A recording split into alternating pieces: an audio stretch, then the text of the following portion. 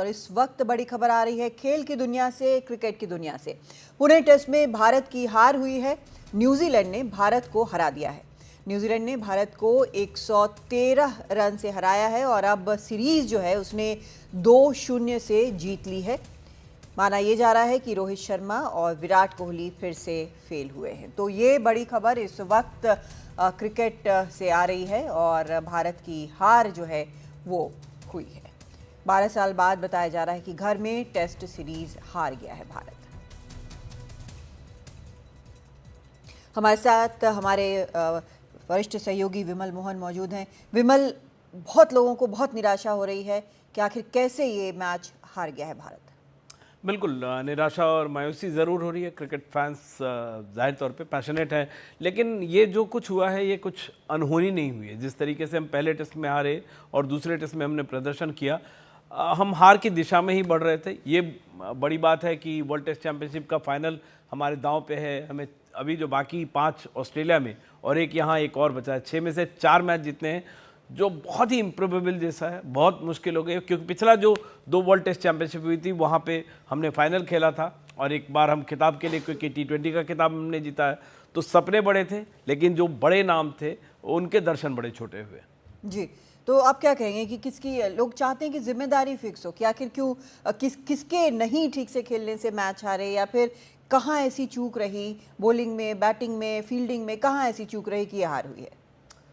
देखिए बिल्कुल मतलब मैच में 1 या 2 की बात नहीं होती, लेकिन मल्टीपल रीजंस थे। मतलब आपने मिचेल सैंटनर को, अभी मैं बातचीत कर रहा था, शेन वॉर्न आपने बना दिया। शेन वॉर्न को भी ये कामयाबी नहीं मिली। मिचेल सैंटनर जो है उन्होंने पहली पारी में 7, दूसरी पारी में 6 विकेट लिए। देखिए 28 टेस्ट इससे पहले उन्होंने खेले, कभी ज़िंदगी में 5 विकेट नहीं लिया था। और एक लेफ्ट आर्म स्पिनर आपकी पिच पर आके, पुणे में आपने पिच बनाई और उस पर आके वो हावी हो गया और आप स्पिन नहीं खेल पाए।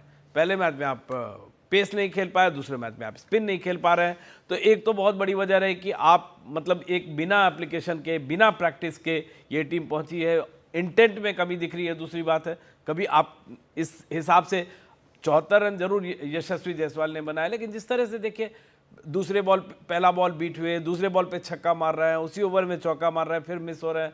ये 360 रन ज़्यादा नहीं, आपके पास पूरा वक्त बचा हुआ था। कुलदीप यादव को आपने नहीं खिलाया, जहां पे दूसरे आपने देख लिया कि लेफ्ट आर्म स्पिनर चल रहा है उनका। कुलदीप यादव अगर होते, आप मतलब दूसरी टीम पे दबाव बना सकते थे। इसके अलावा आप जो विराट कोहली और रोहित शर्मा की बात कर रही हैं, दोनों मिला के, दोनों 4 पारियों में दोनों के एक शतक नहीं है, तो दोनों आउट ऑफ फॉर्म है। इसको एक्सेप्ट करना पड़ेगा और बहुत सारे सोल सर्चिंग की ज़रूरत है, क्योंकि अगला जो सीरीज़ है ऑस्ट्रेलिया, वहाँ पे आपका रियल टेस्ट होने वाला है। अभी ऐसे न्यूजीलैंड ने आपको अपनी जो आप कितने पानी में खड़े हैं, न्यूजीलैंड ने आपको दिखा दिया। तो बहुत सारे रीजंस हैं और जब एक चीज़ गड़बड़ाती है तो हार में बहुत सारी चीज़ आपके सामने उभर कर चली आती है और बहुत सारी रीजंस इसमें। अभी मैं तो 4-5 आपको रीजंस बताया, लेकिन बहुत सारे रीजंस हैं। मतलब जजमेंट ऑफ एरर भी, आप पहले टेस्ट में आपने ये नहीं पढ़ पाए कि मौसम और पिच कैसा होगा, आप स्पिनर्स को लेकर नहीं उतरे। दूसरे मैच में आपको आपने स्पिनर्स पिच थी वहाँ पे आप आकाशदीप को लेके आए, आकाशदीप की जगह आप कुलदीप यादव लाते तो मैच का रंग कुछ और होता। आपने अभी ऑस्ट्रेलिया की बात की, वहाँ आपको लगता है कि मुश्किलें कम होंगी या इन हालात को देखते हुए ज़्यादा हो जाएंगी?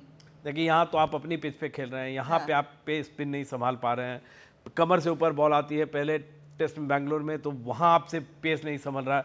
ऑस्ट्रेलिया में ऑस्ट्रेलियन पिच होगी और दूसरी बात, उनके लिए भी वो नहीं चाहेंगे कि इंडियन टीम जो है फाइनल में उनके साथ आमने सामने हो। मैथमेटिकल इक्वेशंस अभी भी हैं जहाँ पे प्रोबेबिलिटी है कि आप फाइनल में पहुँचे, लेकिन जिस तरह का खेल हम कर रहे हैं और ऑस्ट्रेलिया में जिस तरह की सीरीज़ होती है, जितना टफ सीरीज़ होती है, हालांकि पहले जैसी ऑस्ट्रेलियाई टीम नहीं है, लेकिन भारतीय टीम भी पहले जैसी बिल्कुल नहीं है। जिस तरीके से खेल रही है, बहुत मतलब मुझे तो इंटेंट की कमी भी दिख रही है। आप जीतना चाह ही नहीं रहे हैं। कभी ऐसा लगा नहीं कि आपने मैच में न्यूजीलैंड को कोई एक सेशन है तो उस सेशन में आपने उनको मुसीबत खड़ी की हो या आप फाइट कर रहे हो। लास्ट में जडेजा या बुमराह, इन जैसे केवल इक्का दुक्का टेलेंडर्स के सहारे आप मैच नहीं जीतते हैं। जी।